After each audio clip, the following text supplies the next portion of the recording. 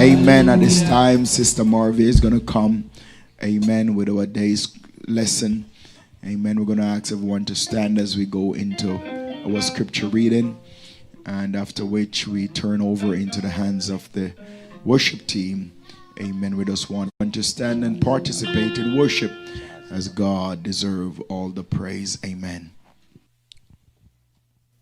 Good morning, church. Today's scripture reading is taken from Psalms 91, verse 1 to 6. It will pop up on the screen. And it reads, "He that dwelleth in the secret place of the Most High shall abide under the shadow of the Almighty. I will say of the Lord, He is my refuge and my fortress. My God, in Him will I trust. Surely He shall deliver thee from the snare of the fowler, and from the noisome pestilence. He shall cover thee with His feathers, and under His wings shalt thou trust. His truth shall be thy shield and buckler.